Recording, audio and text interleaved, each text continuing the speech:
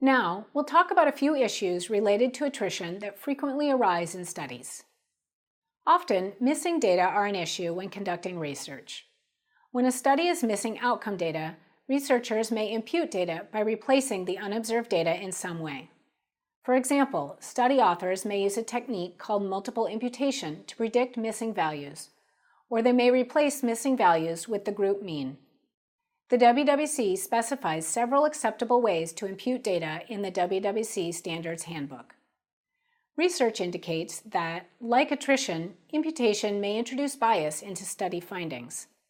Remember that RCTs have the potential to receive the WWC's highest rating, meets group design standards without reservations, because we can be confident that the groups created by random assignment were similar at the time of random assignment, and the differences in the outcomes between the groups are due to the intervention. Imputed data can lower our confidence that the difference in outcomes between the intervention group and comparison group are due only to the intervention, and not due to how the study imputed the data. To address these concerns, when an RCT reports on analyses based on imputed outcome data, the WWC will consider the imputed data to be missing when computing attrition.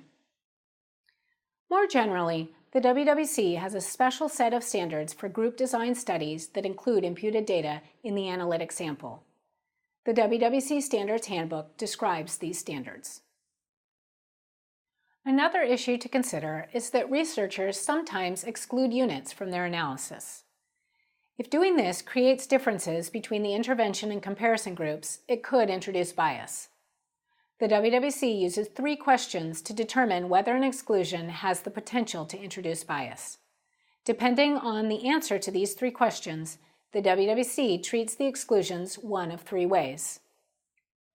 The first question asks whether the study excluded subjects using a measure that may have been affected by group status. If so, this could compromise the integrity of the random assignment. The second and third questions determine whether the exclusions could favor one group over the other. If so, the WWC will count the excluded subjects as missing data when computing attrition. Otherwise, attrition will be assessed only within the sample that remains after the exclusions, so that the excluded subjects do not count as attrition. Under the second question, subjects excluded using random sampling are not counted as attrition. Under the third question, subjects excluded using criteria based on characteristics determined prior to the intervention that were applied in the same way to both the intervention and comparison groups are also not counted as attrition. Other exclusions may be counted as attrition. Working through some examples will help to illustrate how these 3 questions are used to guide reviews. A study is testing the effect of a math intervention on 4th grade students. The researchers mistakenly included some 3rd and 5th grade students during random assignment. They exclude those students from the analysis.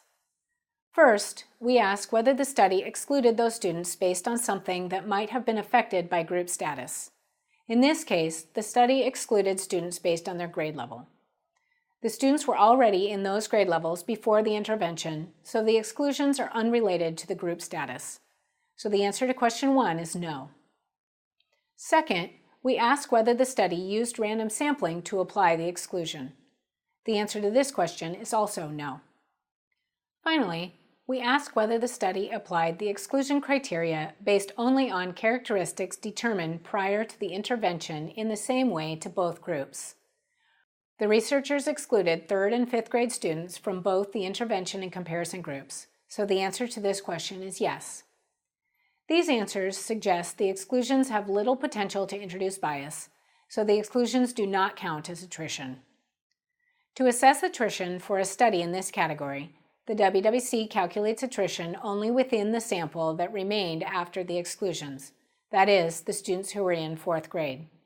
The denominator should be the number after exclusions, not the full sample.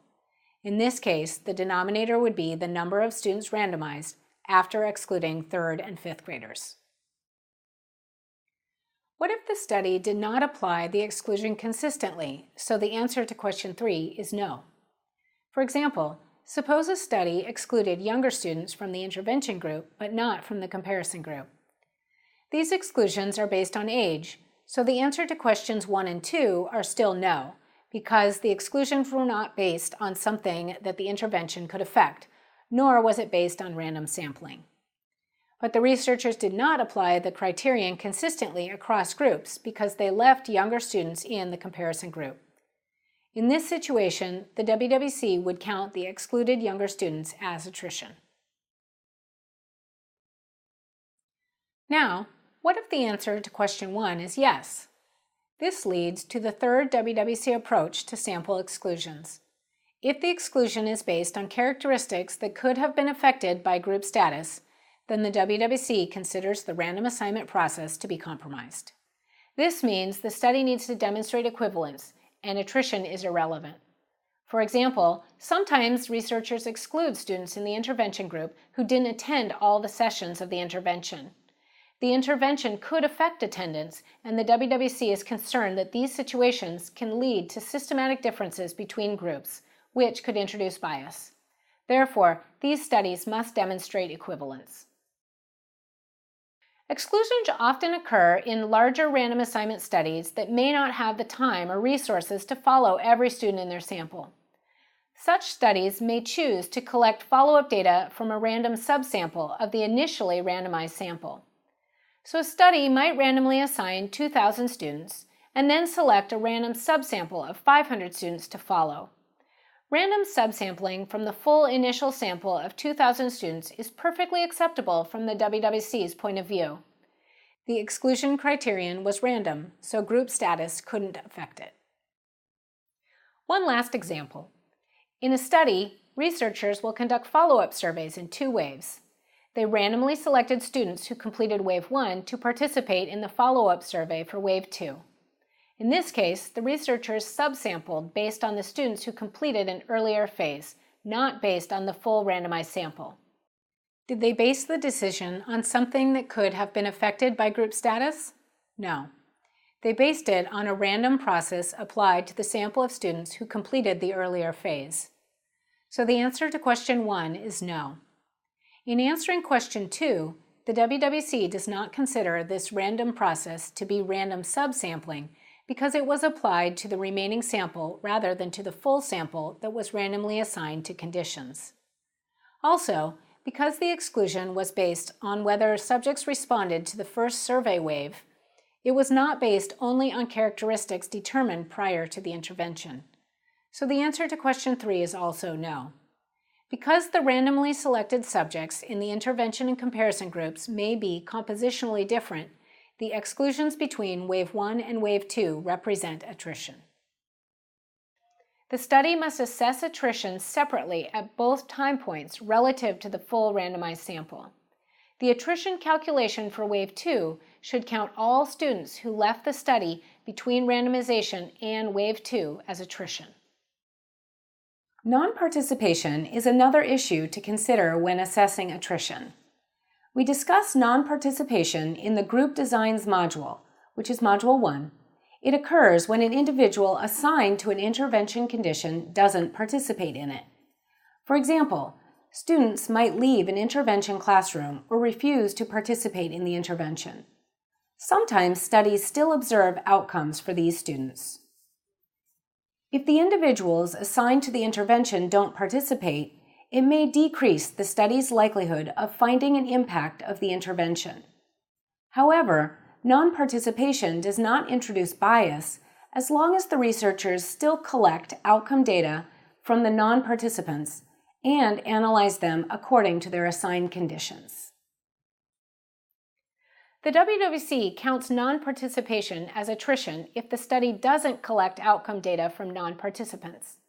However, if the study collects outcome data from non-participants and includes the students in the analysis according to their originally assigned conditions, then non-participation does not count as attrition. As mentioned in the Group Designs module, which is Module 1, studies must analyze individuals according to the condition to which they initially assigned them. Sometimes researchers will treat an intervention group student who did not receive the intervention as if he or she belonged to the comparison group. If a study changes the condition of any student, then it compromises the integrity of the random assignment. In that case, then attrition is irrelevant because the study must demonstrate equivalence regardless of the attrition rates. Studies don't always report everything the WWC needs to complete a review. In these cases, the WWC will ask authors to fill in any gaps, but authors don't always respond or have the information the WWC needs. For example, a study might report the number of students who left the study, but not what condition they were assigned to. If so, the WWC can calculate the overall attrition rate, but not differential attrition. If the authors can't provide the missing information, the study still has a chance to demonstrate low attrition. To do this, reviewers can assume the worst case and find the highest differential attrition rate possible. Suppose there are only two conditions. The reviewer could first assume all the attrition came from the intervention condition and calculate the differential attrition rate under that extreme scenario. Then the reviewer could calculate differential attrition assuming all the attrition came from the comparison condition. The reviewer would then choose the higher of the two differential attrition rates to use in determining whether attrition is high or low for the study. If the study has low attrition even when using the highest possible differential attrition rate, then the WWC can be certain that the risk of bias from attrition is low.